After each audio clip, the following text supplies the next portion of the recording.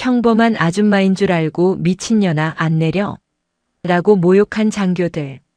3분 만에 사단장과 헌병대가 출동해 무릎 꿇리고 현행범으로 체포해버리는 이야기입니다. 구독과 좋아요를 해주시면 더 좋은 사연으로 보답하겠습니다. 차가운 바람이 광덕산의 앙상한 나뭇가지들을 핥히며 내달렸다. 대한민국에서 가장 춥고 가장 북쪽에 가까운 땅 강원도 화천. 민간인 통제선이 지척인 이곳의 공기는 평화로운 계절의 흐름 대신 보이지 않는 철책의 긴장을 머금고 있었다. 늦가을의 스산함은 단순한 날씨 탓이 아니었다. 검은색의 육중한 대형 세단이 겹겹이 이어진 산길을 미끄러지듯 나아가고 있었다. 차량에 번호판이 있어야 할 자리에는 육군 본부를 상징하는 붉은 바탕에 둥근 성판이 붙어 있었다. 이 차가 향하는 곳은 명백히 군사구역이었다. 뒷좌석에 앉은 박선우 소장은 굳게 닫힌 입술 새로 희미한 한숨을 내쉬었다.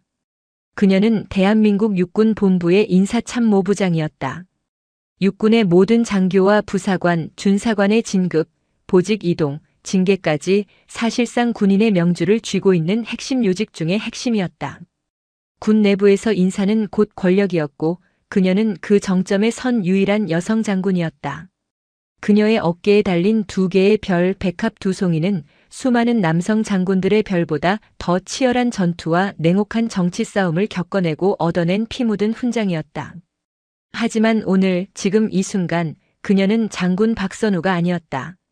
그녀는 그저 하나뿐인 딸을 만나러 가는 어머니 박선우일 뿐이었다. 그녀의 딸 최하늘 중위. 딸은 어머니의 성을 따르지 않았다. 이혼으로 얼룩진 과거 그리고 무엇보다 박선우 장군의 딸이라는 꼬리표를 죽기보다 싫어했던 딸아이의 고집 때문이었다. 하늘은 어머니의 반대를 무릅쓰고 기어이 육군사관학교가 아닌 학군 장교의 길을 택했다. 그리고 임관 후 그 누구의 도움도 받지 않겠다며 자원에서 가장 험하다는 최전방, 이곳 강원도 화천의 제7보병사단 칠성부대로 부임했다. 박선우는 딸이 자랑스러웠다. 자신을 닮아 꺾일지언정 휘지 않는 그 성정을 사랑했다. 하지만 동시에 가슴 한구석은 늘 얼음물에 담근 듯 시렸다. 이 거칠고 지독히도 폐쇄적인 군 조직, 그 중에서도 가장 보수적이고 마초적인 분위기가 지배하는 최전방 전투부대. 그곳에서 여군 장교, 그것도 빽 하나 없는 신임 장교로 살아간다는 것이 어떤 고통인지 박선우는 뼈저리게 알고 있었다. 조금만 더 가면 칠성 신병교육대대 앞입니다. 운전석에 김 상사가 백미러로 박선우의 기색을 살피며 나지막이 보고했다. 김 상사는 10년 넘게 박선우의 곁을 지킨 단순한 운전병이 아닌 가장 믿음직한 신복이었다. 아니다. 오늘은 사단 사령부가 아니다. 하늘이가 있는 연대 본부로 바로 가자. 예, 알겠습니다. 최근 며칠 딸아이의 목소리가 심상치 않았다. 매주 주말이면 꼬박꼬박 오던 전화가 뜸해졌고 어쩌다 연결된 통화에서는 억지로 밝은 척하는 목소리 너머로 쇠가 긁히는 듯한 피로감과 숨길 수 없는 불안감이 묻어났다. 무슨 일이냐고 캐묻는 어머니에게 하늘은 늘 같은 대답뿐이었다. 전방이라 그렇습니다. 원래 다 이렇습니다. 그 원래라는 말이 박선우의 심장을 가장 아프게 찔렀다. 군대에 그릇된 원래가 얼마나 많은 젊은이들을 멍들게 했는지 그녀는 인사참모부장으로서 매일같이 보고받고 있었다. 차가 마침내 칠성부대 예하 연대의 위병소 앞에 멈췄다. 방탄모를 눌러쓴 초병이 낯선 고급 세단에 등장해 긴장한 채 다가왔다. 어떻게 오셨습니까? 신분증 제시. 김 상사가 창문을 내리고 자신의 공무원증과 박선우의 신분이 명시된 방문증을 내밀었다. 육군본부 소장 박선우라는 글자를 확인한 이등병의 얼굴이 하얗게 질렸다. 그는 거의 비명을 지르듯 외쳤다. 충성. 확인되었습니다. 들어가십시오. 그는 거의 경례를 박듯 차단기를 올렸다. 하늘이에게는 연락하지 말라고 했을 텐데. 예, 장군님. 최중희님께는 전혀 연락하지 않았습니다. 박선우는 딸에게 부담을 주고 싶지 않았다. 그저 멀리서라도 얼굴 한번 보고 무슨 일이 있는지 직접 확인하고 싶었다. 차가 연대 본부 건물 앞 작은 면회실 주차장에 멈춰섰다. 박선우가 차에서 내리자 화천의 칼바람이 그녀의 짙은 남색 외투를 거칠게 파고들었다. 그녀는 오늘 군복이 아닌 장군의 위엄을 숨긴 단정한 사복 차림이었다. 그때 저 멀리서 전투복을 입은 익숙한 그림자가 걸어왔다. 딸 최하늘이었다. 그녀가 어떻게 알고 나왔는지 의아한 순간 하늘의 굳은 표정을 보고 박선우는 직감했다. 그녀는 마중을 나온 것이 아니었다. 충성. 어쩐 일이십니까? 여기까지. 최하늘 중위가 경례를 붙이며 딱딱하게 말했다. 그 목소리는 반가움이 아닌 당혹감과 원망, 그리고 알 수 없는 두려움으로 미세하게 떨리고 있었다. 우리 딸 얼굴 보러 왔지. 요즘 힘들다는 연락도 없고. 그게 더 걱정되더구나. 박선우가 하늘의 뺨을 쓰다듬으려 손을 뻗었다. 하늘은 주변을 황급히 의식하며 마치 불에 댄 듯 반보 뒤로 물러섰다. 여긴 군부대입니다. 어머니. 그리고 지금은 제 근무 시간입니다. 차가운 거절이었다. 하지만 박선우는 그 거절보다 딸의 눈밑에 드리운 검은 그늘과 제대로 감지 못한 전투복 소매 아래로 얼핏 드러난 붉은 손목 자국에 심장이 쿵 하고 내려앉았다. 무슨 일 있니, 하늘아? 아무 일 없습니다. 전방 부대는 원래 다 이렇습니다. 또 그 말이었다. 원래. 하늘은 애써 웃어 보였지만 그 웃음은 금방이라도 부서질 듯 위태로웠다. 알았다. 내 근무에 방해되지 않게 하마. 박선우는 딸의 어깨를 가볍게 감쌌다. 하늘의 어깨는 잔뜩 굳어 있었다. 잠시 걷잡구나. 부대 한 바퀴 둘러보고 싶구나. 내가 숨 쉬는 공기가 어떤지. 내가 딛고 선 땅이 얼마나 단단한지 엄마 눈으로 직접 봐야겠다. 어머니 제발. 하늘의 목소리가 애처롭게 갈라졌다. 부대 내부는 군사보안 구역입니다. 민간인 차량이 함부로. 내 차는 민간인 차량이 아니다. 박선우가 냉정하게 말했다. 그녀는 이미 결심했다. 이대로 딸을 두고 돌아갈 수는 없었다. 그리고 나는 내가 생각하는 단순한 민간인 엄마가 아니란다. 박선우는 다시 세단에 올라탔다. 하늘도 마지못해 거의 끌려오다시피 조수석에 앉았다. 세단은 연대본부 건물을 지나 부대 깊숙한 곳을 향해 천천히 그러나 거침없이 움직이기 시작했다. 검은색 세단은 잘 포장된 연대본부 앞길을 지나 막사들이 늘어선 구역으로 접어들었다. 박선우는 창밖으로 스쳐가는 풍경을 꼼꼼히 살폈다. 그녀의 눈은 단순한 방문객의 눈이 아니었다. 수십 년간 부대를 지휘하고 감찰해온 장군의 눈이었다. 건물 외벽의 관리 상태, 병사들의 이동 동선, 제설 장비의 배치까지. 그녀는 무의식적으로 부대의 상태를 점검했다. 조수석에 앉은 최하늘은 그 시간이 지옥 같았다. 그녀는 손바닥에 밴 축축한 땀을 전투복 바지에 몰래 문질렀다. 심장이 쿵쾅거리며 귀를 울렸다. 제발 제발 아무 일도 없기를. 제발 그 인간들과 마주치지 않기를. 이쪽은 생활관이로구나. 비교적 관리가 잘 되어 있군. 박선우가 나지막이 말했다. 예, 연대장님께서 신경을 많이 쓰십니다. 하늘이 기계적으로 대답했다. 저 너머는 무엇이냐? 박선우가 가리킨 곳은 생활관 구역을 벗어난 부대에서도 가장 후미진 외곽이었다. 낡은 보급 창고와 폐자재들 그리고 페인트 칠이 다 벗겨진 낡은 정비고 건물이 을씨년스럽게 서 있는 곳이었다. 아, 저쪽은 그냥 낡은 창고들입니다. 가실 필요 없습니다, 어머니. 어서 돌아가시죠. 하늘의 목소리가 유난히 다급하게 떨렸다. 그 순간 박선우는 확신했다. 저곳에 무언가 있었다. 딸이 자신에게 보여주기 싫은 혹은 두려워하는 무언가가. 김 상사. 저쪽 정비고 방향으로 가보게. 내가 예전에 근무했던 부대의 정비고와 비슷하게 생겼구나. 옛 생각도 나고. 박선우의 목소리는 추억에 잠긴 듯 부드러웠지만 그 지시는 단호했다. 김 상사는 백미러로 박선우의 얼음장 같은 눈빛을 확인하고는 말없이 핸들을 그쪽으로 꺾었다. 안 됩니다. 어머니 제발. 하늘의 얼굴이 새하얗게 질렸다. 그녀는 거의 울기 직전이었다. 차가 천천히 자갈이 깔린 비포장길을 달려 낡은 정비고 건물에 가까워졌다. 건물은 거의 사용하지 않는 듯 창문은 깨져 있었고 문짝도 비뚤어져 있었다.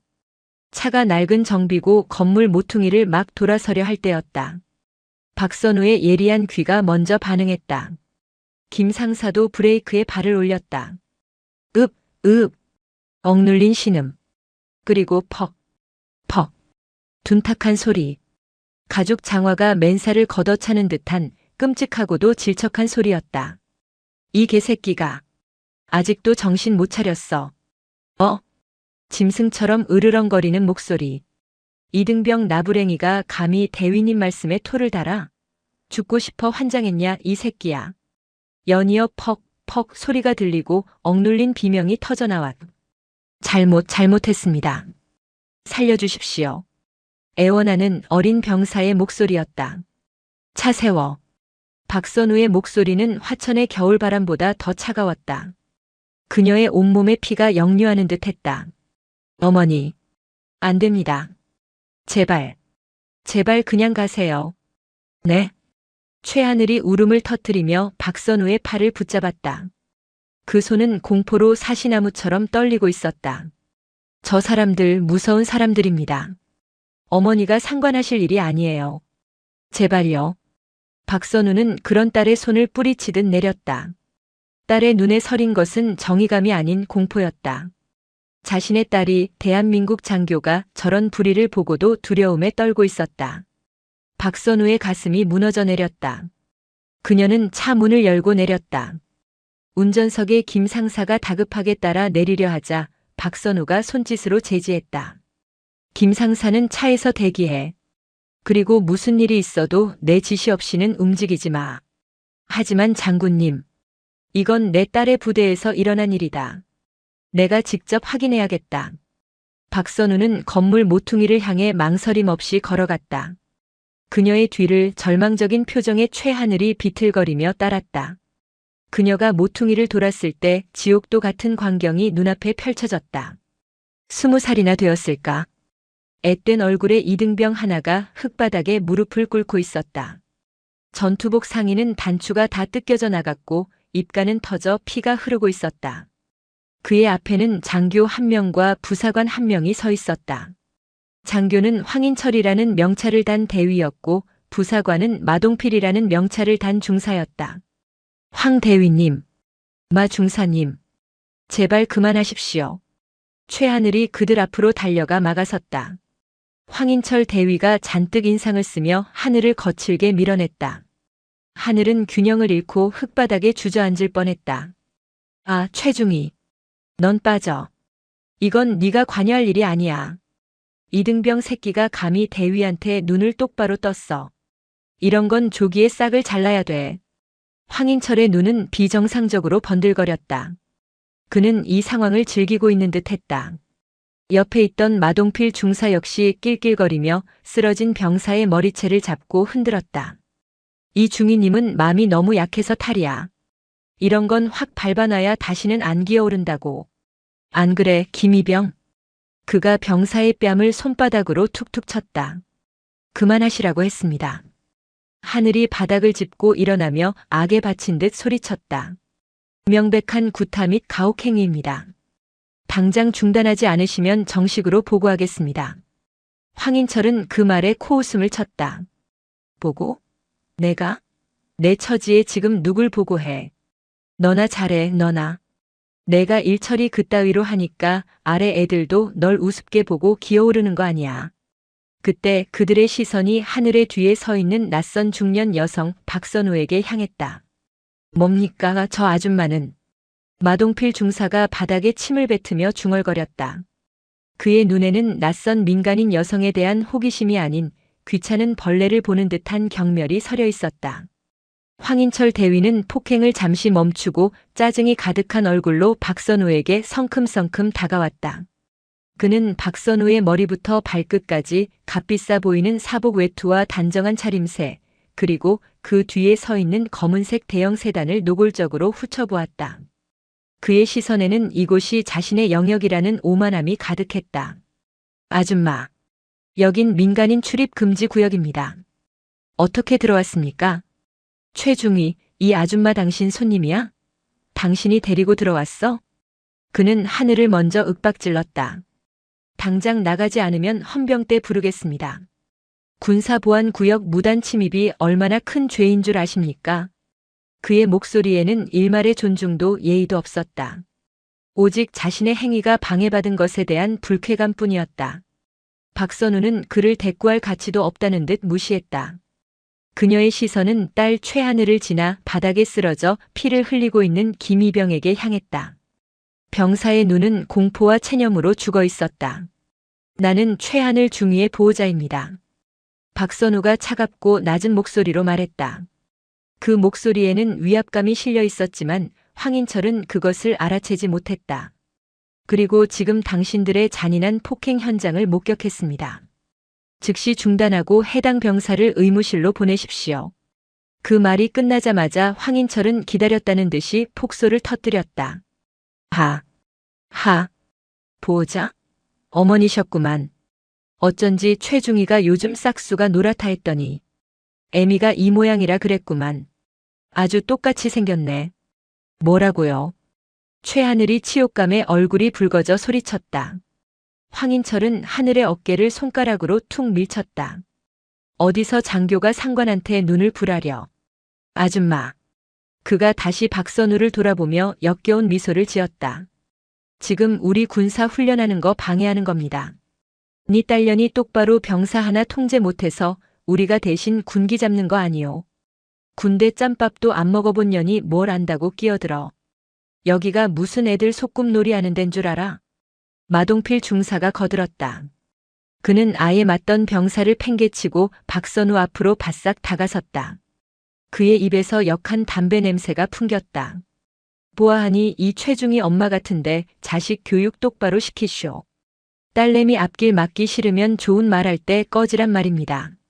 어디서 굴러먹던 년인지는 몰라도 여기가 화천깡촌이라고 우습게 보이나 본데. 그는 한 걸음 더 다가와 박선우의 어깨를 손가락으로 툭 쳤다. 뭐하는 년인데 감히 군인들 훈련하는데 끼어들어. 대답 안 해? 그들의 언어는 칼이 되어 박선우와 하늘에게 날아왔다. 하늘은 치욕감에 얼굴이 새하얘졌다. 어머니에게 이런 모습을, 이런 끔찍한 모욕을, 그것도 자신의 부하들이 보는 앞에서 듣게 했다는 사실에 몸이 부들부들 떨렸다. 박선우는 아무 말 없이 그들의 얼굴을 응시했다. 그 눈빛이 너무나 고요하고 차가워서 황인철은 순간 섬뜩함을 느꼈지만 이내 오기가 발동했다. 부하들과 병사가 보고 있었다. 여기서 밀릴 수는 없었다. 뭘 꼬라봐. 인연이. 당장 안 꺼져? 헌병 진짜 부른다니까. 박선우는 그 말을 무시하고 천천히 몸을 돌려 자신의 세단으로 향했다. 그 걸음걸이에는 한치의 흐트러짐도 두려움도 없었다. 전현이 감히 무시하고 그냥 가네. 황인철이 분노하며 차 문을 잡으려 했다. 박선우는 이미 차에 올라탔고 김상사는 즉시 문을 잠갔다. 황인철이 차의 방탄 유리를 주먹으로 쾅쾅 두드렸다. 야, 내려. 당장 안 내려, 이 미친년아. 너 지금 군사작전 방해 현행범이야. 이 차 번호판 찍어서 당장 수배 때린다. 그는 조수석에 앉아 고개를 숙이고 있는 최하늘을 발견하고 더욱 기세등등하게 외쳤다. 최중희, 너 오늘부로 끝났어. 네 애미가 와서 깽판 쳤으니까 넌 이제 이 부대에서 못 버텨. 저 병사 새끼랑 같이 묶어서 영창 보낼 줄 알아. 그리고 솔직히 말해서 네 딸 처맞을만 했어. 계집년이 나대니까 부대가 이 모양 이 꼴이지.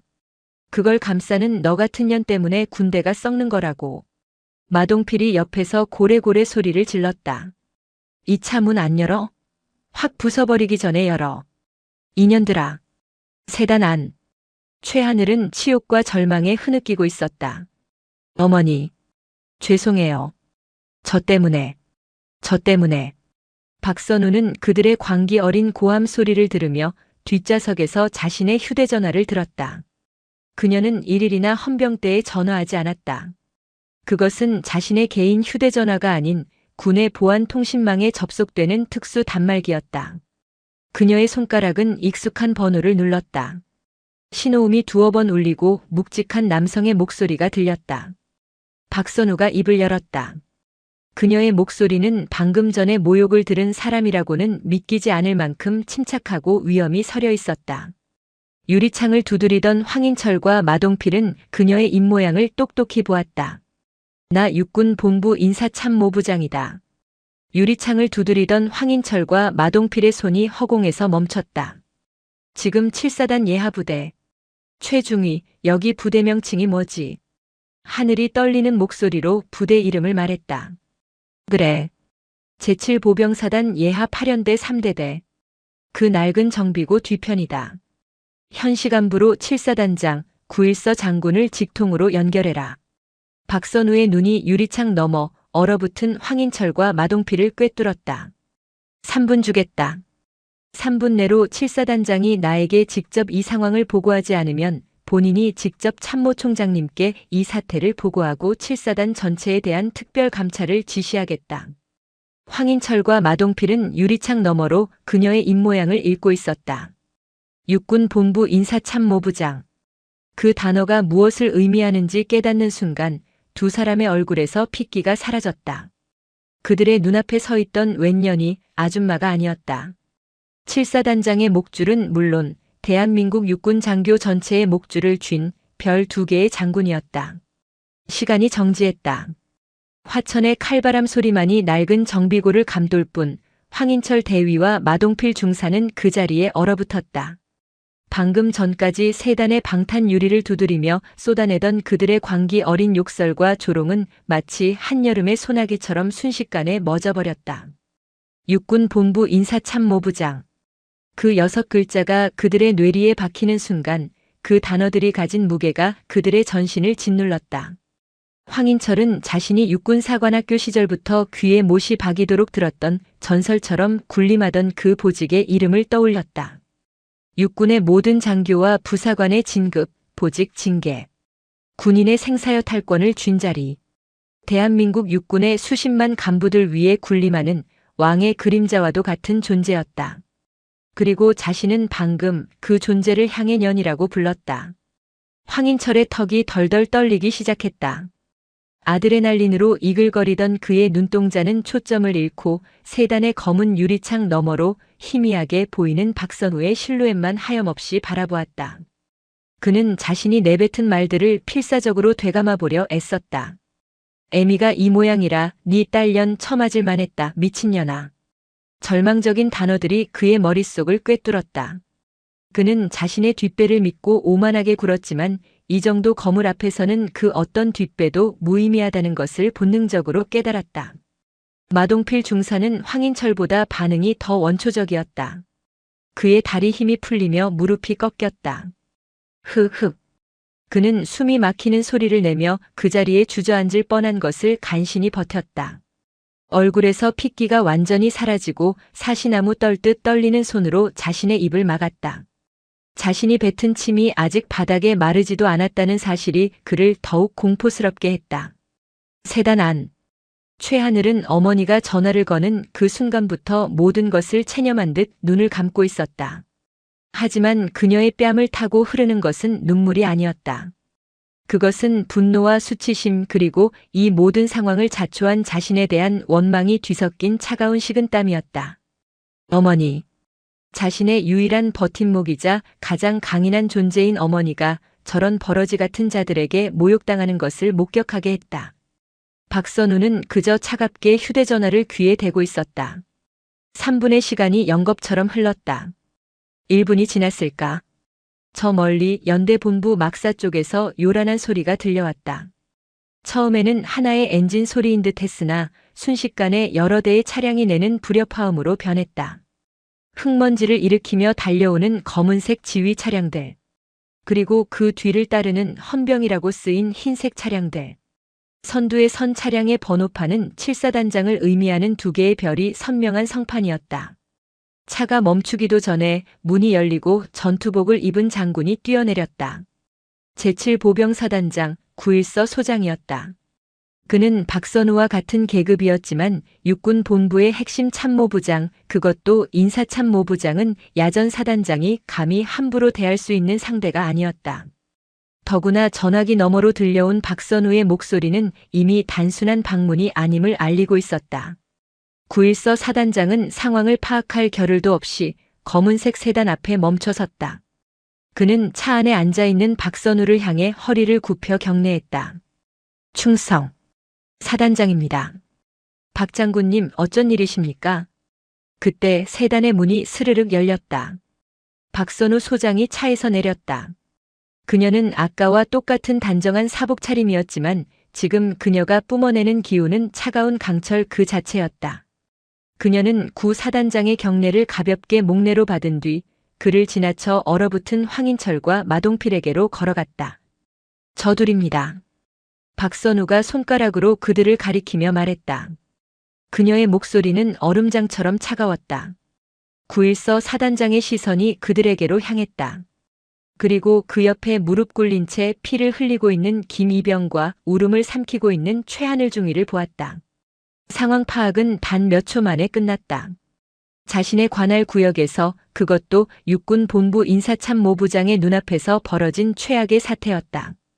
헌병대장. 구 사단장이 낮게 으르렁거렸다. 저 두 놈 당장 체포해. 현행범이다. 예, 알겠습니다. 헌병대장이 소리치며 달려왔다. 헌병들이 황인철과 마동필의 양팔을 거칠게 꺾어 뒤로 돌렸다. 수갑이 채워지는 철컥하는 소리가 정비고에 울려 퍼졌다. 아, 아닙니다. 사단장님. 오해입니다. 황인철이 그제야 정신을 차린 듯 비명을 질렀다. 그는 구 사단장을 바라보며 애원했다. 이건 훈련 중 발생한 사소한 군기 교육이었습니다. 전현이, 아니, 저 여자가 아니. 그의 혀가 꼬였다. 그는 자신을 노려보는 박선우의 눈과 마주쳤다. 그 눈은 분노도 슬픔도 아닌 마치 벌레를 보는 듯한 차가운 경멸을 담고 있었다. 저희는 저분이 박선우 장군님이신 줄 정말 몰랐습니다. 사단장님. 제발 한 번만. 마동필은 이미 바지에 오줌을 지린 듯 다리 사이가 젖어들고 있었다. 그는 덜덜 떨며 아무 말도 못하고 살려주십시오라는 말만 반복했다. 박선우는 그들의 변명을 들을 가치도 없다는 듯 다시 구 사단장에게 말했다. 구 사단장. 나는 오늘 제 딸을 면회온 어머니로 이곳에 왔습니다. 그녀의 목소리가 조용한 영내에 울려 퍼졌다. 그런데 내가 본 것은 상관에 의한 잔인한 사적 폭행과 그것을 말리는 제 딸을 향한 폭행과 성희롱, 그리고 현장을 목격한 민간인을 향한 협박과 모욕이었습니다. 그녀는 한 걸음 더 다가갔다. 구 사단장은 자신도 모르게 뒷걸음질 칠 뻔했다. 사단장께서는 이 부대를 어떻게 관리하고 계신 겁니까? 헌병들이 도착하기 전에 나는 저들에게 뭐하는 년인데 관여하냐는 소리를 들었습니다. 네 딸은 처 맞을만 했다는 말도 들었습니다. 그리고 저들은 나를 향해 미친년이라고 했습니다. 구 사단장의 얼굴이 새하얗게 질렸다. 이것은 단순한 폭행 사건이 아니었다. 장군에 대한 모독, 그것도 육군 본부 핵심 장군에 대한 정면 도전이었다. 박 장군님, 정말 면목이 없습니다. 제가 지휘 책임을. 지금은 지휘 책임을 논할 때가 아닙니다. 박선우가 그의 말을 잘랐다. 나는 지금부터 인사참모부장 자격으로 이 사건을 직접 다루겠습니다. 이곳 7사단 감찰과 헌병대는 제 지휘를 받으십시오. 이 사건은 한 점의 의혹도 없이 가장 강력하고 신속하게 처리되어야 합니다. 이것은 제 딸의 문제가 아니라 육군 전체의 기강 문제입니다. 그녀는 쓰러져 있던 김민준 이병그의 명찰이었다에게 다가갔다. 병사 이름이 뭔가?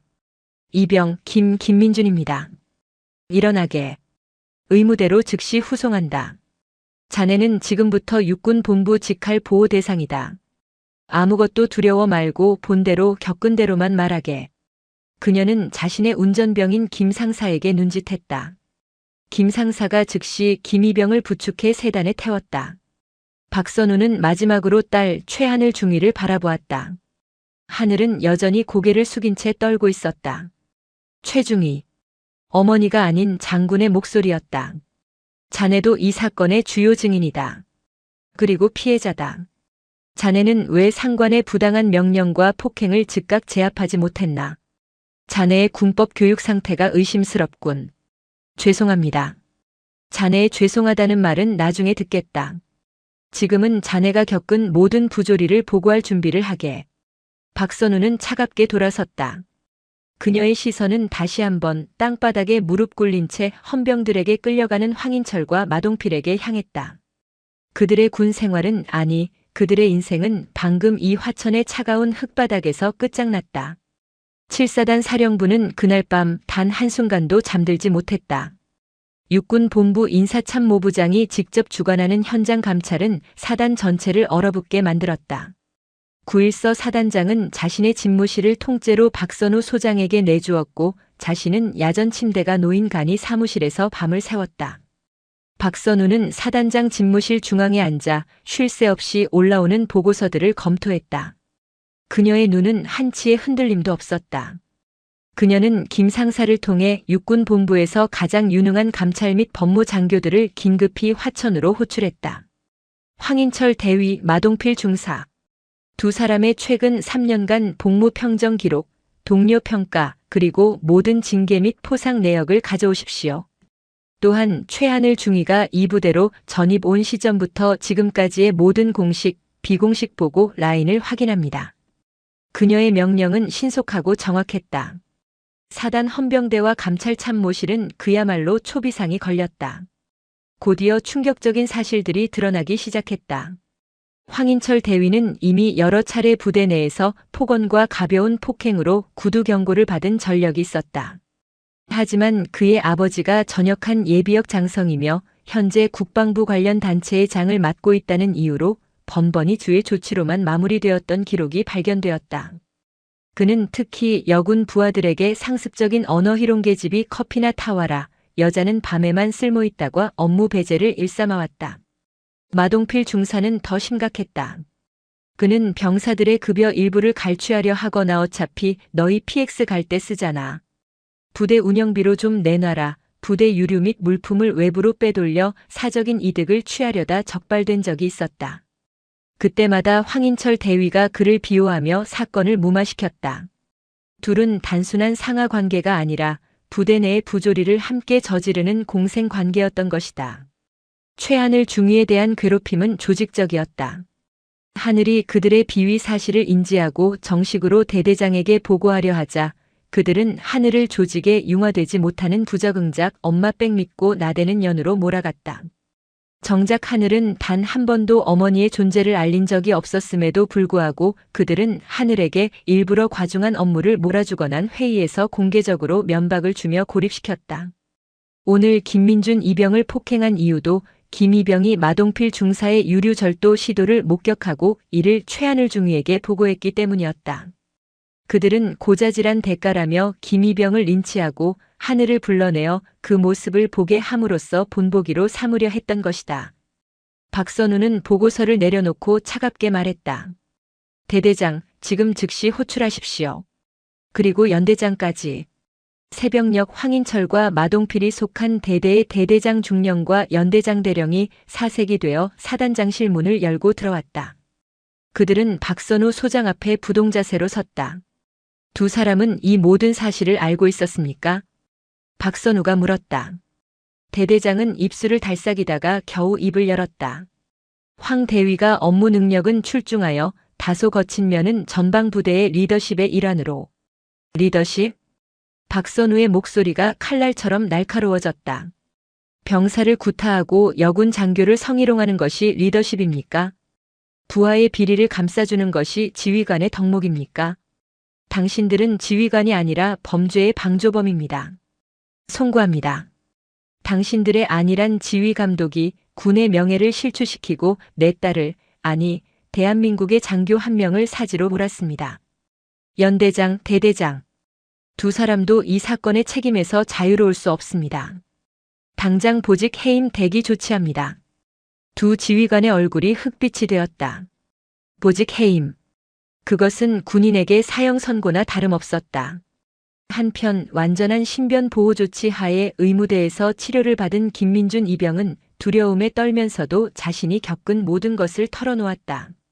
그는 마동필 중사가 자신에게 부모님의 돈을 요구했던 일 황인철 대위가 최하늘 중위를 향해 전연 때문에 부대 분위기 다 버린다며 욕설했던 일들을 모두 증언했다.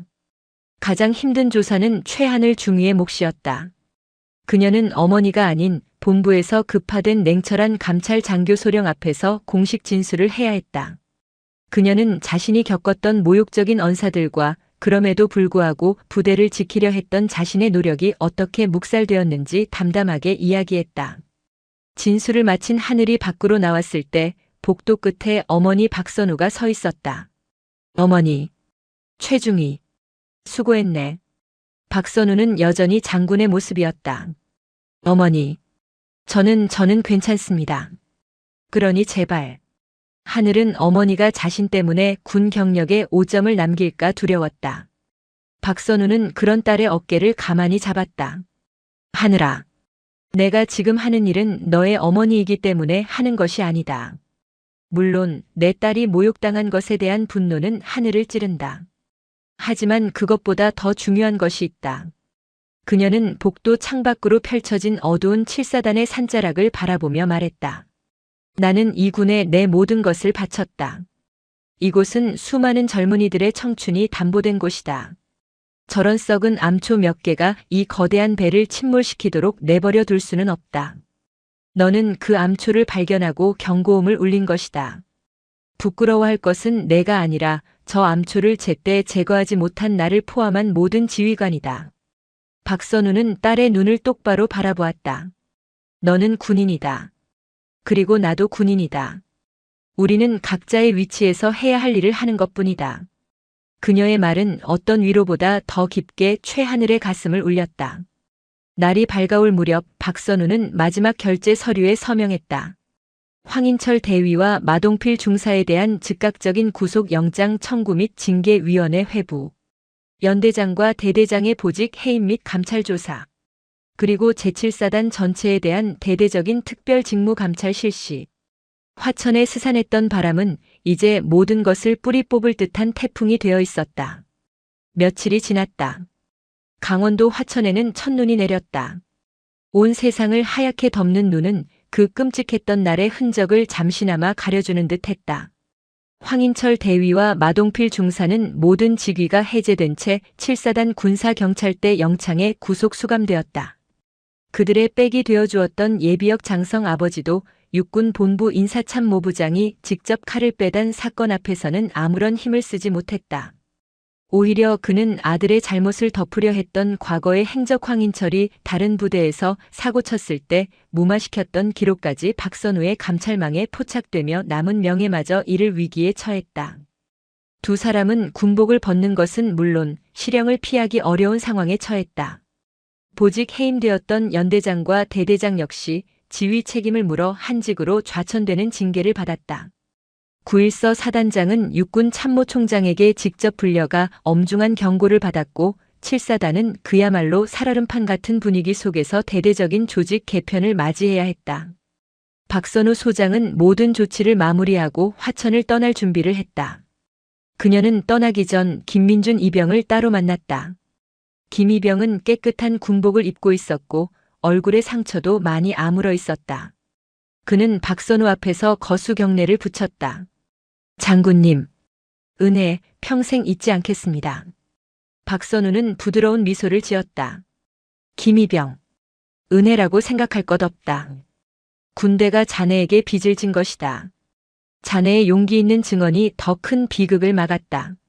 자네는 앞으로 육군 본부 직할 부대에서 안전하게 복무하게 될 것이다. 그곳에서 몸 건강히 그리고 씩씩하게 군 생활 마치길 바란다. 감사합니다.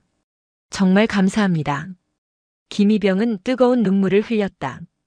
이제 마지막으로 딸을 만날 차례였다. 박선우는 하늘을 부대 밖, 눈이 소복이 쌓인 작은 찻집에서 만났다. 군복이 아닌 따뜻한 외투를 입은 모녀의 모습이었다. 한동안 두 사람 사이에는 침묵이 흘렀다. 따뜻한 찻잔의 온기만이 손바닥을 데웠다. 먼저 입을 연 것은 하늘이었다. 어머니, 죄송합니다. 무엇이 죄송하다는 거냐? 어머니께 그런 모습을 보여서 죄송합니다. 그리고 어머니의 힘을 빌린 것 같아서 하늘의 목소리가 떨렸다. 제가 더 강했어야 했습니다.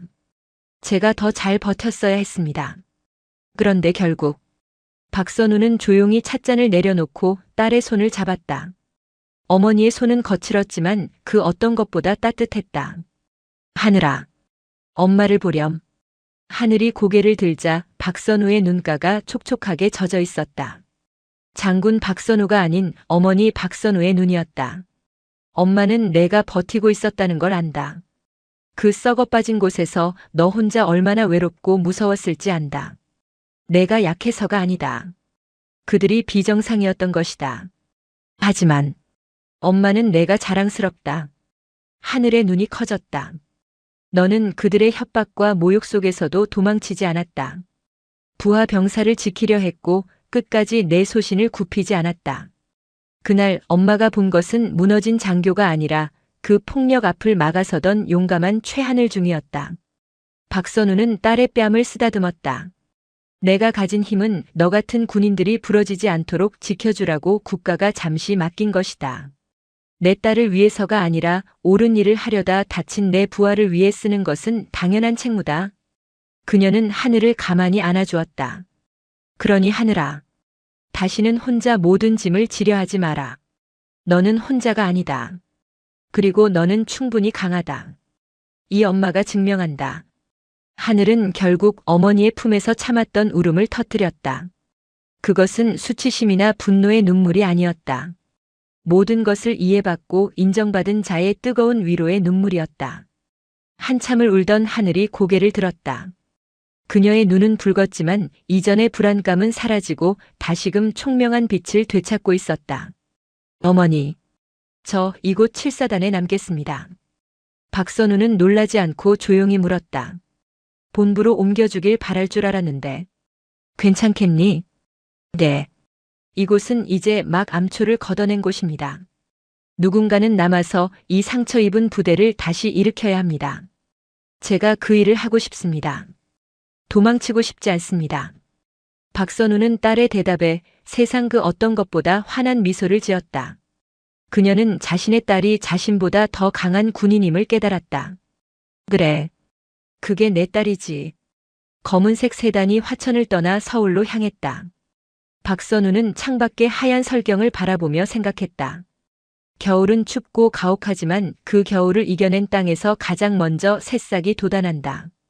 그녀의 딸 하늘도 그리고 상처 입었던 김이병도 저 화천의 눈처럼 깨끗하고 강인하게 다시 일어설 것이다. 그리고 자신은 그들이 걷는 길에 다시는 더러운 먼지가 쌓이지 않도록 더 높은 곳에서 더 날카로운 눈으로 지켜볼 것이다. 그것이 별을 단 장군의 숙명이자 한 아이의 어머니로서 할 수 있는 가장 큰 사랑이었다. 제7보병사단 보통군사법원. 강원도 화천의 차가운 공기만큼이나 서늘한 긴장감이 법정 안을 가득 메우고 있었다. 그날의 폭행 사건 이후 부대는 그야말로 발칵 뒤집혔다. 육군본부 인사참모부장의 직속 지휘 아래 사단 헌병대와 감찰실은 한 점의 의혹도 남기지 않겠다는 듯이 맹렬하게 움직였다.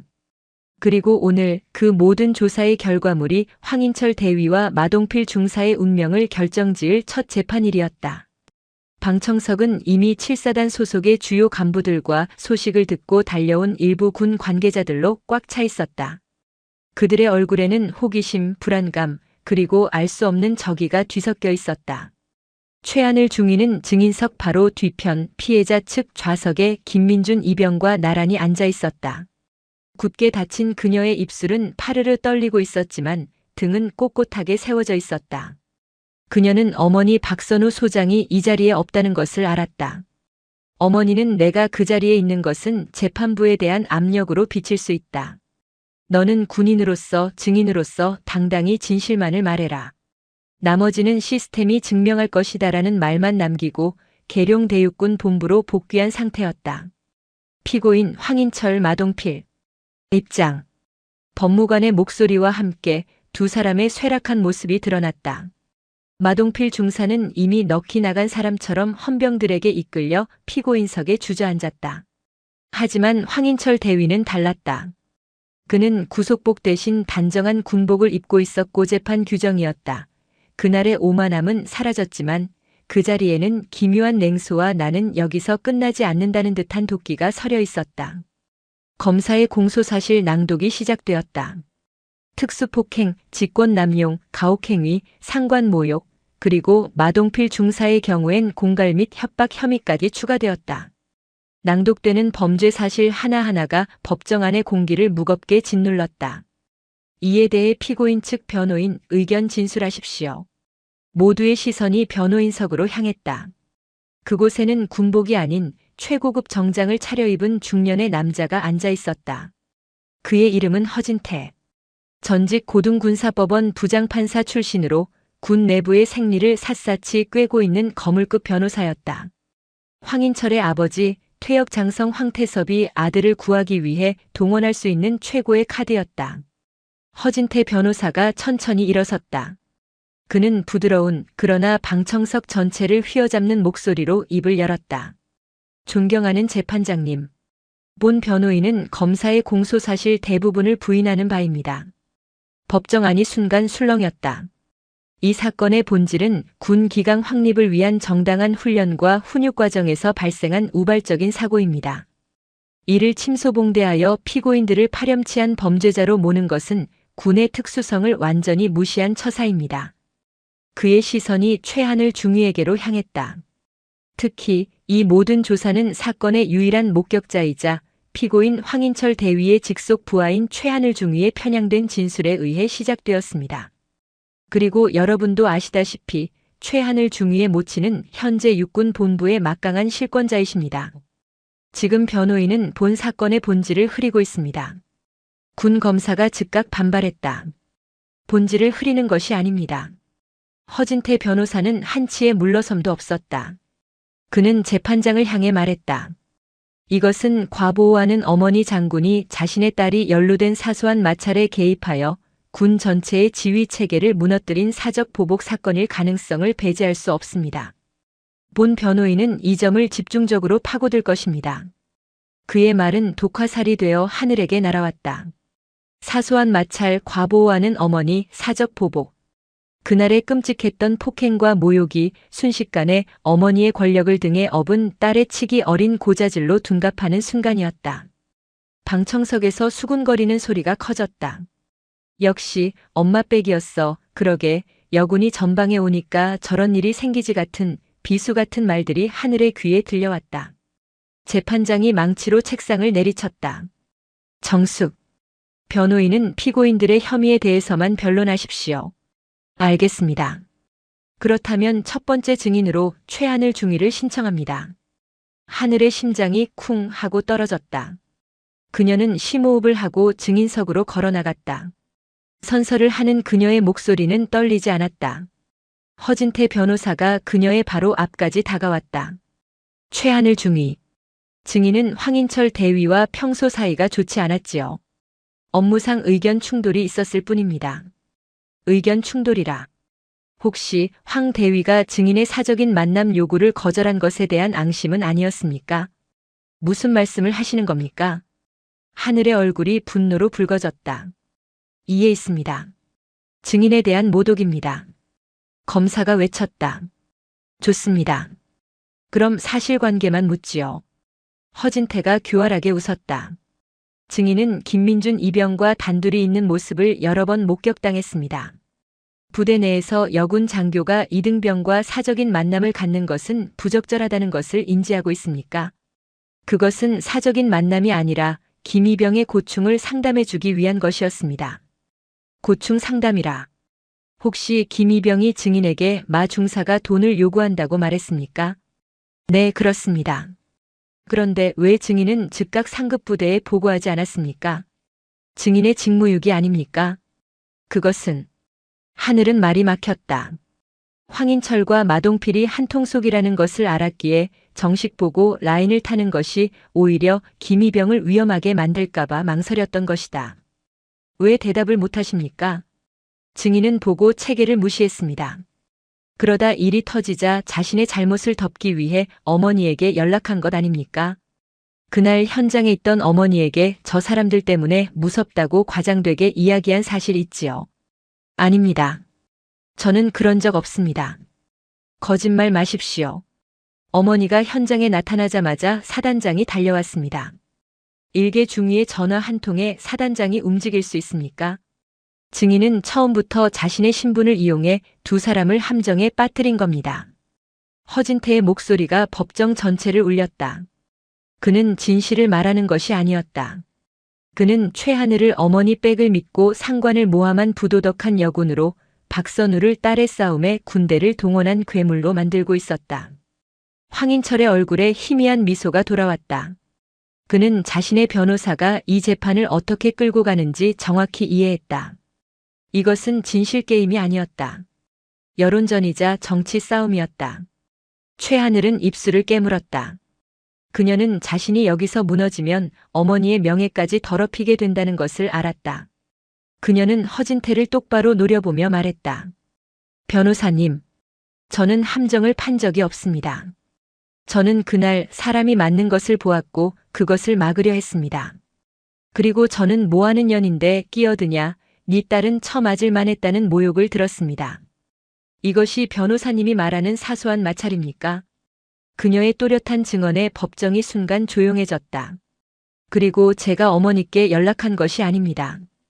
어머니는 제 면회를 오셨다가 우연히 그 현장을 목격하신 것입니다.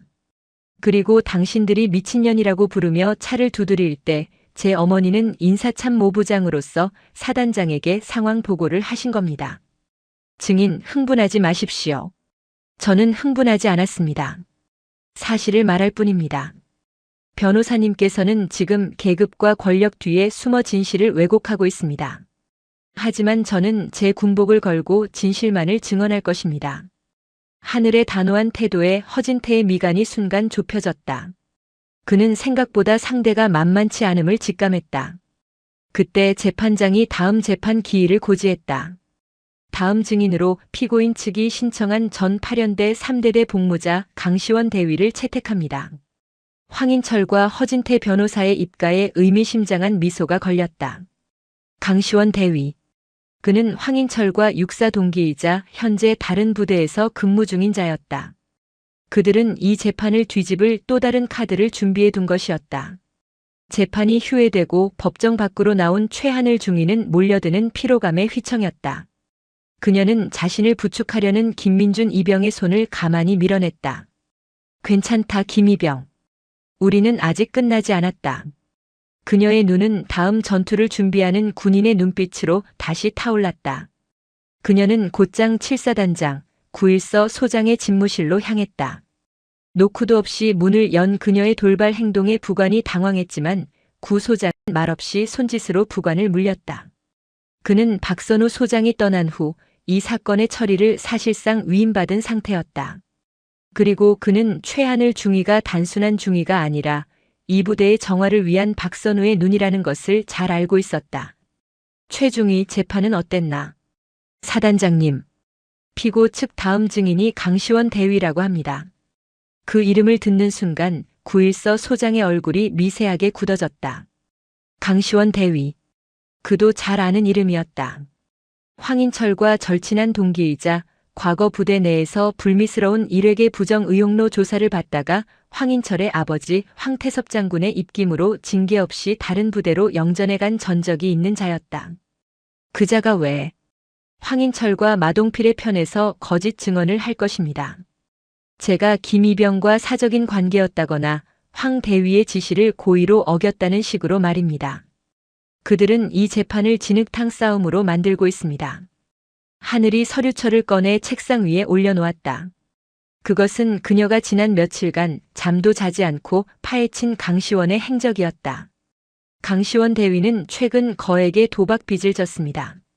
그리고 그 빚의 일부를 황태섭 장군이 운영하는 안보전략연구소라는 유령 회사에서 대납해준 정황을 포착했습니다. 9일서 소장의 눈이 커졌다. 이것은 단순한 재판이 아니었다. 퇴역 장성이 현역 군대에까지 손을 뻗어 재판을 조작하고 증인을 매수하려는 거대한 사법 방해 행위였다. 박 장군님께서는 이 사실을 아직 모르십니다. 이것은 7사단 내에서 벌어진 일입니다. 사단장님께서 직접 이 보이지 않는 손을 잘라내셔야 합니다. 그렇지 않으면 사단장님께서는 영원히 육군 본부의 눈치를 보는 식물 사단장으로 남게 될 것입니다.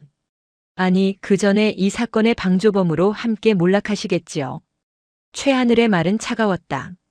그것은 부하의 건의가 아니라 사실상의 협박이자 최후 통첩이었다.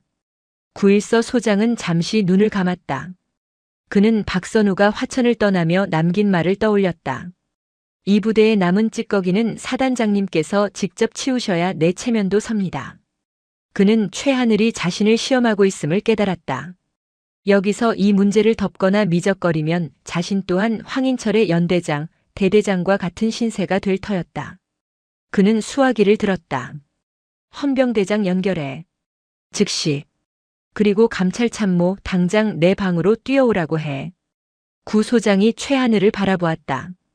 그의 눈에는 더 이상 망설임이 없었다. 최중희. 자네가 가져온 증거 아주 유용하군. 이제부터 7사단이 어떻게 움직이는지 똑똑히 보게. 같은 시각 계룡대 육군 본부 인사참모부장실. 박선우 소장은 7사단 법무실에서 올라온 재판경과 보고서를 읽고 있었다. 허진태 변호사의 발언, 그리고 방청석의 술렁임까지 모든 것이 상세하게 적혀 있었다. 황태섭. 박선우는 그 이름을 나지막이 불렀다. 그녀와 동시대에 군 생활을 했던 육사 출신의 전형적인 라인의 거두였다. 그는 퇴역 후에도 군납 비리 등에 연루되었다는 소문이 파다했지만 끈끈한 인맥으로 단 한 번도 처벌받지 않은 인물이었다. 자네 아들 하나 구하자고 군 전체를 적으로 돌릴 셈인가. 박선우는 비서실에 연락했다. 국방부 조사본부장에게 연결해주게. 박선우 장군 개인 자격으로 통화를 원한다고 전하게. 그녀는 7사단에서만 움직이는 것이 아니었다. 그녀는 이 기회에 군 내부에 곰팡이처럼 퍼져 있는 황태섭 라인 전체를 도려낼 생각이었다. 장군님, 혹시 최하늘 중위님께. 아니다. 박선우가 비서의 말을 막았다. 내 딸은 지금 전장에서 싸우고 있다. 지휘관은 부하가 전투를 치르는 중에 불필요한 무전을 보내지 않는다. 나는 내 딸을 믿는다. 그녀는 다시 한번 창밖을 바라보았다. 그녀의 시선은 화천이 아닌 군 전체의 미래를 향해 있었다. 며칠 뒤 두 번째 재판 기일이 밝았다. 법정은 첫날보다 더 많은 사람들로 인산인해를 이루었다. 오늘은 황인철 측의 반격을 책임질 강시원 대위가 증인으로 출석하는 날이었다. 허진태 변호사는 승리를 예감한 듯 여유로운 미소까지 띠고 있었다. 증인 강시원. 증인석으로 나오십시오. 강시원 대위가 말끔한 군복 차림으로 증인석에 섰다. 증인은 최하늘 중위와 같은 대대에서 근무했지요. 증인이 보기에 최중위는 어떤 장교였습니까? 솔직히 말씀드리면 문제가 많은 장교였습니다. 감정 기복이 심하고 업무 처리가 미숙해 황인철 대위님이 자주 뒷수습을 해야 했습니다. 특히 김민준 이병을 유난히 싸고 돌아 다른 병사들의 불만이 많았습니다.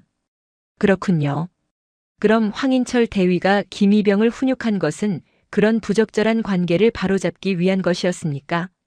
네. 황 대위님은 부대 기강을 위해서라면 욕도 하고 좀 거칠게 다루긴 했지만 다 이유가 있었습니다. 그날도 김이병이 최중위 백 믿고 대들다가 거기까지. 그때 군 검사가 아닌 방청석에 앉아있던 7사단 헌병대장이 벌떡 일어섰다. 재판장님, 긴급 상황입니다. 본 헌병대장은 지금 이 자리에서 증인 강시원 대위를 위증교사 및 뇌물수수 혐의로 긴급 체포합니다. 법정 안에 모든 사람들이 숨을 멎었다. 강시원의 얼굴이 하얗게 질렸다. 무슨 소리야? 당신들 뭔데? 헌병들이 강시원의 양팔을 우악스럽게 붙잡았다. 허진태 변호사가 경악하며 소리쳤다. 재판장님, 이것은 명백한 재판 방해입니다. 당장 저 헌병들을. 닥치시오, 변호사. 이번에는 군단장, 아니 사단장 9.1서 소장이 방청석에서 일어섰다. 그의 목소리는 분노로 떨고 있었다. 본관은 7사단장 소장 9.1서다. 이 재판은 7사단의 명예가 걸린 재판이다. 본관의 지휘하에 헌병되는 증인 강시원이 황인철의 아버지 황태섭으로부터 거액의 도박 빚을 탕감받는 조건으로 위증을 하려 한 정황 증거를 확보했다. 구 소장은 서류 뭉치를 재판장에게 던지듯 제출했다. 거기에는 강시원의 계좌 이체 내역과 황태섭의 유령회사 자금 흐름이 적나라하게 담겨 있었다. 허진태 변호사. 구 소장이 피고인석의 변호사를 노려보았다. 당신도 이 사실을 알고 있었나? 당신이 현역 군인들의 재판을 조작하는 브로커인가? 당장 변호사 자격을 박탈하고 구속 수사해야 마땅하다. 허진태 변호사는 단 한마디도 대답하지 못했다. 그의 이마에서 식은땀이 폭포수처럼 흘러내렸다. 황인철 대위는 이 모든 광경을 믿을 수 없다는 듯 바라보았다. 자신의 유일한 희망이었던 변호사와 아버지가 오히려 자신을 더 깊은 나락으로 빠뜨리고 있었다. 아, 안 돼. 아버지. 아버지. 그의 절규는 법정 안의 소란에 묻혔다. 최하늘은 그 모습을 그저 묵묵히 그러나 굳은 표정으로 바라보고 있었다. 전쟁은 아직 끝나지 않았지만 가장 중요한 고지는 이미 탈환한 순간이었다. 강시원 대위가 위증 혐의로 법정 한복판에서 헌병들에게 끌려나간 순간 재판의 흐름은 완벽하게 뒤바뀌었다. 그것은 단순한 증인 한 명의 체포가 아니었다. 황인철과 마동필을 비호하던 최후의 성벽, 즉 퇴역장성이라는 보이지 않는 손이 현역 사단장의 손에 의해 공개적으로 단죄된 상징적인 사건이었다. 허진태 변호사는 그 자리에서 변호를 포기했다. 아니, 포기할 수밖에 없었다. 위증교사에 직접 관여한 정황이 드러나면서 그는 피고인의 변호사에서 순식간에 공범이자 피의자 신분으로 전락했다. 그가 헌병대에 의해 끌려나가면서 법정을 향해 악을 쓰는 모습은 그가 쌓아 올린 모든 명성이 무너지는 순간을 보여주었다. 황인철 대위는 완전히 이성을 잃었다. 아니야. 이건 조작이야. 9.14 사단장, 당신이 박선우 그년한테 줄을 서려고 내 아버지를 모함하는 거잖아. 그의 입에서 다시 한번 년이라는 단어가 튀어나왔다. 법정은 경악으로 얼어붙었다. 재판장이 경노하여 망치를 내리쳤다. 피고인 황인철. 법정 모독죄를 추가한다. 당장 피고인을 퇴정시키고 변호인 없이 남은 재판을 진행하겠다. 황인철은 헌병들에게 끌려나가면서도 최하늘을 향해 저주를 퍼부었다. 최하늘. 이 개 같은 년. 너 때문에. 너 하나 때문에 내 인생이. 내가 너를, 너희 가족을 가만두지 않을 거야. 그의 발악은 처절했다. 하지만 그 소리는 굳게 닫힌 법정 문 밖으로 사라졌다. 마동필 중사는 모든 것을 포기했다. 황인철의 광기 어린 절규와 헌병대장의 서슬퍼런 증거 제출을 본 그는 자신이 이배와 함께 침몰할 것임을 깨달았다. 그는 살기 위해 마지막 발버둥을 쳤다. 재판장님. 마동필이 바닥에 무릎을 꿇고 울부짖었다. 저는 억울합니다. 저는 다 황인철 대위님이 시켜서 한 겁니다. 황 대위님이 아버님 빽만 믿고 저를 협박했습니다. 저도 피해자입니다. 그는 모든 것을 실토하기 시작했다. 황인철이 주도한 유류절도 계획, 최하늘 중위를 고립시키기 위한 회의 내용, 그리고 그날 김민준 이병을 폭행할 때 이건 고자질한 새끼의 최후다. 최중인년한테도 똑똑히 보여줘라라고 말했던 것까지. 비굴했지만 그 증언은 황인철에게 박히는 마지막 못이었다. 재판은 일사천리로 진행되었다. 가장 결정적인 순간은 김민준 이병의 증언이었다. 그는 강시원의 체포와 마동필의 자백을 목격한 후 두려움 대신 깊은 분노와 용기를 얻었다.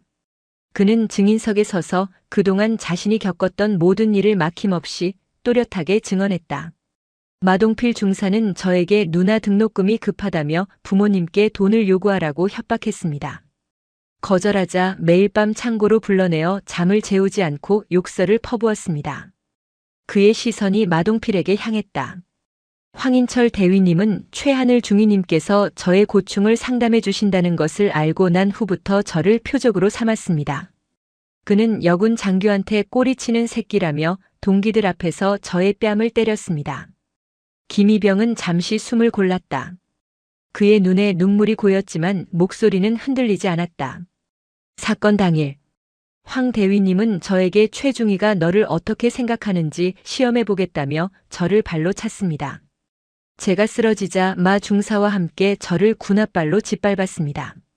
뼈가 부러지는 소리가 들렸습니다. 최하늘 중위님이 달려와 막지 않으셨다면 저는 아마 그 자리에서 죽었을지도 모릅니다. 그의 증언은 허진태 변호사가 사소한 훈육이라고 주장했던 모든 것을 산산조각 냈다. 그것은 훈육이 아닌 명백한 살인 미수였다. 저는 군인이 되기 싫어서 온 것이 아닙니다. 나라를 지키고 싶었습니다. 하지만 제가 있던 곳은 군대가 아니었습니다. 저는 최하늘 중위님께 감사합니다. 저를 사람으로 대해준 유일한 분이셨습니다. 김민준 이병은 최하늘을 향해 고개를 숙였다. 하늘은 말없이 그를 바라보며 고개를 끄덕였다. 모든 증언과 증거 조사가 끝났다. 군 검사의 최종 논고가 이어졌다. 본 검사는 피고인 황인철과 마동필이 신성한 국방의 의무를 수행하는 전우를 사적인 감정으로 폭행하고 군의 위계를 무너뜨렸으며 심지어 재판 과정에서조차 반성은커녕 진실을 은폐하려 한 점에 대해 군형법이 허용하는 최고형을 구형하는 바입니다. 군 검사는 황인철에게 징역 30년, 마동필에게 징역 20년을 구형했다. 군사법원이라는 특수성을 감안하더라도 이례적으로 높은 구형량이었다. 그리고 마침내 선고의 날이 밝았다. 법정에는 박선우 소장도 와 있었다. 그녀는 이번에는 사복이 아닌 별 2개가 빛나는 장군 정복을 입고 방청석 맨 앞줄에 앉아 있었다. 그녀의 존재만으로도 재판부에게는 이 사건을 절대 가벼이 다루지 말라는 무언의 압력이 되고 있었다. 그녀의 옆에는 이제 모든 상처가 아문 듯한 김민준 이병이 앉아 있었다. 재판장이 판결문을 읽어내려갔다. 피고인 마동필. 피고인은 부하 병사를 상대로 금품을 갈취하고 상습적으로 폭행을 일삼았으나 법정에서나마 일부 죄를 시인하고 반성한 점을 참작하여 피고인을 징역 15년에 처한다. 마동필은 그 자리에 쓰러져 통곡했다. 재판장의 시선이 굳게 닫힌 황인철의 얼굴로 향했다. 피고인 황인철. 피고인은 지휘관으로서 부하를 보호해야 할 책무를 망각하고 오히려 사적인 감정으로 부하 장교를 모욕하고 병사를 잔인하게 폭행하였다. 또한 자신의 아버지를 내세워 재판을 조작하려 하고 법정에서조차 반성하지 않으며 피해자들을 협박하는 등 개전의 정이 전혀 보이지 않는다. 이에 군의 명예를 실추시킨 피고인 황인철을 징역 25년에 처한다. 두 피고인 모두에게 불명예 전역 및 모든 군인연금 수급 자격을 박탈한다. 땅, 땅, 땅. 망치 소리와 함께 그들의 군 생활은, 아니, 그들의 인생은 그렇게 끝이 났다. 황인철은 더 이상 소리치지도 않았다. 그는 텅 빈 눈으로 허공을 바라보다가 방청석의 박선우 소장을 바라보았다. 박선우는 그를 경멸도 동정도 아닌 그저 무표정한 시선으로 마주볼 뿐이었다. 재판이 끝나고 사람들이 모두 빠져나간 법정. 최하늘 중위가 어머니에게 다가왔다. 어머니, 고생했다 하느라. 박선우는 딸의 어깨에 달린 중위 계급장을 가만히 쓸었다. 이제 정말 끝난 겁니까? 아니다.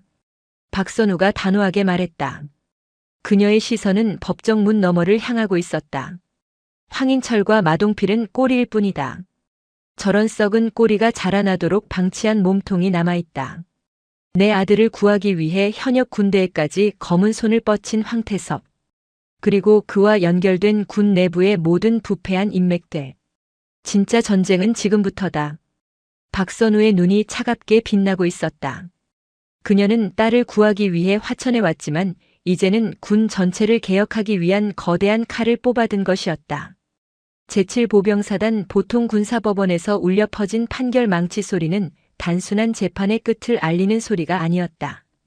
그것은 화천에 얼어붙은 땅을 깨고 대한민국 육군 전체를 뒤흔드는 거대한 지각 변동의 시작을 알리는 신호탄이었다. 황인철 대위와 마동필 중사에게 내려진 중형은 단순한 처벌이 아니었다. 그것은 박선우 소장이 쏘아 올린 첫 번째 신호탄이자 몸통을 향한 선전포고였다. 법정을 나서는 박선우 소장의 굳은 표정은 그녀가 꼬리가 아닌 몸통을 향한 칼을 뽑아 들었음을 공공연히 선포하는 듯했다. 그녀가 복귀한 계룡대 육군본부는 그야말로 폭풍전야였다. 황태섭. 전역한 예비역 장성이지만 그의 영향력은 여전히 현역 군대의 심장부까지 깊숙이 뻗어 있었다. 그는 수십 년간 군대에 몸담으며 육군사관학교 출신들을 중심으로 강력한 사조직에 가까운 인맥을 구축해온 거물이었다. 그들은 안보라는 미명하에 군납 비리, 불투명한 진급심사, 그리고 주요 보직 거래에까지 깊숙이 관여하며 군을 좀먹는 거대한 암적 존재였다. 황인철은 그저 그 거대한 카르텔이 내세운 방패막이이자 그들의 이권을 대리하는 차세대 주자였을 뿐이다. 박선우는 자신의 사무실, 육군 본부 인사참모부장실로 돌아오자마자 부장으로서 할 수 있는 가장 강력한 카드를 꺼내 들었다. 지금 즉시 육군 본부 감찰실, 법무실, 그리고 헌병실의 주요 인원들로 구성된 특별직무감찰단을 소집한다. 그녀의 목소리는 회의실의 공기를 얼렸다. 감찰 대상은 특정 부대가 아니다. 황태섭 예비역 장군이 운영하는 안보전략연구소와 관련된 모든 현역 및 예비역 장교 부사관들이다. 특히 최근 3년간 황태섭과 공식, 비공식적으로 접촉한 모든 지휘관들의 목록을 작성하고 그들의 재산 변동 내역과 보직 이동 경로를 전수 조사한다. 이것은 선전포고였다. 군 내부의 가장 민감한 환부를, 그것도 가장 막강한 권력을 쥐었던 세력을 정면으로 치겠다는 의미였다. 회의에 참석한 몇몇 장군들의 얼굴이 하얗게 질렸다. 그들 중에도 황태섭의 그늘에서 자유롭지 못한 이들이 있었기 때문이다. 박 장군, 이건 너무 위험한 일입니다. 군 전체가 흔들릴 수 있습니다. 황태섭과 가까웠던 한월로 장군이 조심스럽게 반대 의사를 표했다. 군이 흔들리는 것이 두려워 썩은 뿌리를 방치한다면 우리는 적과 싸우기도 전에 내부에서부터 무너질 것입니다. 박선우가 그를 노려보며 말했다. 저는 제 딸이 복무하는 군대, 김민준 이병 같은 아들들이 청춘을 바치는 군대가 저런 구시대의 유물들 때문에 오염되는 것을 더 이상 좌시하지 않겠습니다. 이에 있는 분은 지금 참모총장님께 직접 저를 해임하라고 건의하십시오. 그녀의 단호함에 더 이상 아무도 입을 열지 못했다. 하지만 황태섭의 반격도 즉각적이고 교묘했다. 그는 자신이 가진 모든 인맥을 총동원했다. 다음 날 아침 보수 성향의 주요 일간지들은 일제히 일면 기사를 쏟아냈다. 단독 별 2개 여성 장군, 사적 감정으로 군 지휘체계 사조직화 논란 칼럼 아들 싸움에 군대 동원한 장군. 군 기강, 이대로 무너지는가 심층 인사참모부장 권력 남용, 군 내부 박선우 라인 구축. 제2의 하나회 되나. 기사 내용은 교묘하게 진실을 비틀었다. 7사단에서 벌어진 끔찍한 폭행 사건은 전방부대의 특수한 훈육 과정으로 축소되었고 최한을 중위는 어머니 백을 믿고 상관을 고발한 문제 장교로 매도되었다. 그리고 박선우 소장은 자신의 딸을 위해 군 전체를 숙청하려는 권력에 취한 마녀로 그려졌다. 여론은 순식간에 악화되었다. 군의 특수성을 모르는 여성 장군이 군대를 망치고 있다는 비난이 쏟아졌다. 국방부 장관과 육군 참모총장에게까지 정치권의 압력이 들어오기 시작했다. 박선우의 감찰을 중단시키라는 요구였다. 계룡대 집무실. 박선우는 자신을 향해 쏟아지는 비난 기사들을 말없이 읽어내려가고 있었다. 그녀의 표정은 변함이 없었지만 굳게 쥔 주먹은 하얗게 질려 있었다. 장군님, 이대로는. 비서실장이 침통하게 말했다. 이대로는 우리가 집니다. 황태섭은 여론을 움직이는 법을 아는 자입니다. 그들이 여론을 움직인다면 우리는 진실을 움직이면 되네. 박선우는 수화기를 들었다. 그녀가 연결한 곳은 국방부 대변인실이었다. 대변인. 지금 즉시 7사단 폭행 사건 관련 공식 브리핑을 준비해 주십시오. 피해자 김민준 이병의 실명과 얼굴을 공개할 것입니다. 본인이 동의했습니다. 그리고 그 자리에 최한을 중위도 증인으로 참석시킵니다. 이것은 엄청난 도박이었다. 피해자와 내부 고발자를 대중 앞에 세우는 것은 그들에게 더 큰 상처를 줄 수도 있는 양날의 검이었다. 어머니, 정말 제가 해야 합니까? 전화기 너머로 들려오는 딸의 목소리는 불안에 차 있었다. 하늘아, 엄마는 내가 숨기를 원치 않는다. 너는 죄를 짓지 않았다. 너는 군인으로서 옳은 일을 했다. 이제는 세상이 국민들이 그 진실을 알아야 한다. 내가 그 진실의 증거다. 며칠 뒤 국방부 브리핑룸은 수백 명의 취재진으로 발 디딜 틈이 없었다. 박선우 소장이 정복을 입고 연단에 섰다. 그리고 그녀의 옆에는 아직 앳된 얼굴이지만 굳은 결의에 찬 김민준 이병과 그보다 더 굳은 표정의 최하늘 중위가 나란히 섰다. 박선우는 그날의 폭행이 담긴 CCTV 영상 헌병대가 확보안의 일부를 공개했다. 법정에서만 공개되었던 잔혹한 폭행 장면의 취재진은 경악을 금치 못했다. 마이크를 넘겨받은 것은 김민준 이병이었다. 그는 떨리는 목소리로 그러나 한 글자 한 글자 힘주어 말했다. 저는 괴물이 되기 싫었습니다. 황인철 대위와 마동필 중사는 저에게 똑같이 부하들을 괴롭히라고 강요했습니다. 그것이 군대라고 했습니다. 하지만 최하늘 중위님은 저에게 그것은 군대가 아니라 범죄라고 가르쳐 주셨습니다. 그는 최하늘 중위를 바라보았다. 제가 맡고 있을 때 최 중위님은 여자임에도 불구하고 저를 감싸 안으며 대신 맞았습니다. 황 대위는 그런 최 중위님을 밀치고 창녀 같은 년이라고 했습니다. 제 어머니는 제 면회를 오신 제 어머니는 저런 분이 아니라고 했습니다. 김민준 이병은 울음을 터뜨렸다. 저는 제 어머니가 모욕당하는 것을 참을 수 없었습니다. 그때 박선우 장군님이 나타나셨습니다. 저는 그분이 장군님인지 몰랐습니다. 그저 제 어머니와 같은 또 다른 어머니라고 생각했습니다. 그분들은 저에게 그리고 장군님께 너 같은 년이라고 했습니다.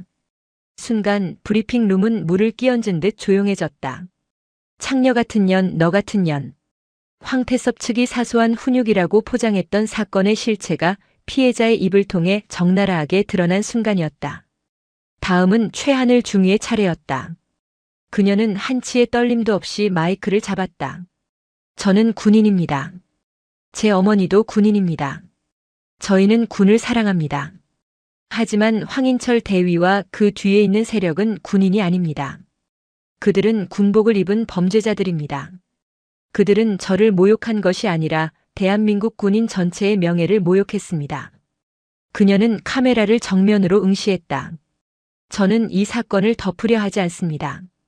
제가 오늘 이 자리에 선 이유는 제2, 제3의 김민준 이병이 나오지 않기를 바라기 때문입니다.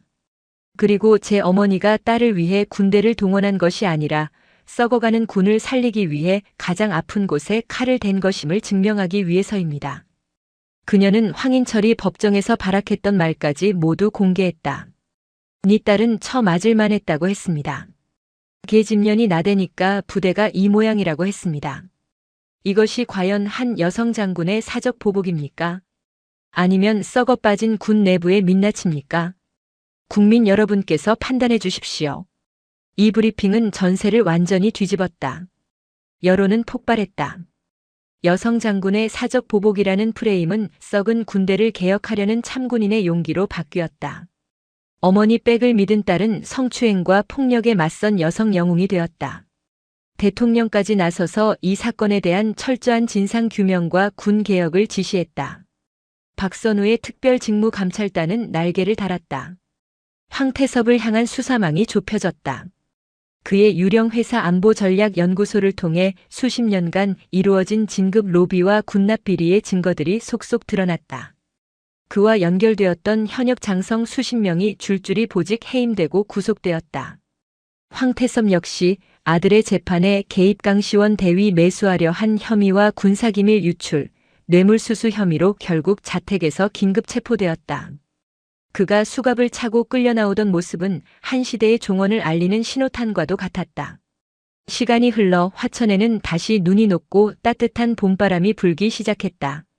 제7보병사단은 9.14 사단장의 주도하에 그리고 최하늘 대위의 헌신적인 노력 아래 완전히 다른 부대로 거듭나고 있었다.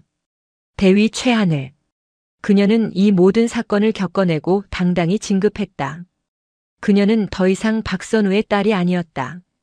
그녀는 부하들의 신망을 한몸에 받는 가장 강인하고 공정한 지휘관 최하늘 대위로 우뚝 섰다.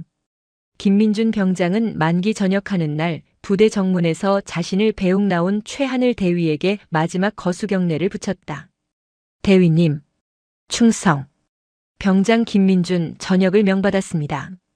덕분에 저는 군대가 지옥이 아니라 사람 사는 곳이라는 것을 배우고 갑니다. 평생 은혜 잊지 않겠습니다. 몸 건강히 사회에서도 훌륭한 사람이 되게. 박 병장. 하늘은 웃으며 그의 어깨를 두드려 주었다. 그날 오후 7사단 연병장에서는 최하늘 대위의 대위 진급 신고식이 조촐하게 열렸다. 그녀의 어깨에 새로운 계급장을 달아주기 위해 한 사람이 화천을 다시 찾았다. 정복을 입은 박선우 소장이었다. 그녀는 이제 군 전체의 개혁을 이끄는 상징적인 인물이 되어 있었다. 신고합니다. 대위 최하늘은 진급을 명받았습니다. 이에 신고합니다. 충성. 축하한다, 최 대위. 박선우는 딸의 어깨에 반짝이는 대위 계급장을 달아주었다. 그리고 딸을 가만히 안아주었다. 그 어떤 말도 필요 없는 순간이었다. 두 사람은 모녀 이전에 가장 치열한 전장을 함께 겪어낸 전우였다. 박선우는 딸의 귓가에 나지막이 속삭였다. 내가 화천에 남아주어 고맙다. 너는 이곳에서 엄마보다 더 훌륭한 군인이 되었다. 내 딸 정말 자랑스럽다. 최하늘 대위는 어머니의 품에서 환하게 웃었다. 그녀의 시선은 화천의 푸른 하늘을 향해 있었다. 한때 스산한 바람과 끔찍한 폭력으로 얼룩졌던 그곳에 이제는 그 누구도 꺾을 수 없는 희망과 정의의 바람이 불고 있었다. 그것은 박선우가 시작하고 최하늘이 지켜낸 강원도 화천의 새로운 봄이었다. 오늘도 요지경 사연을 잘 들어주셔서 감사합니다.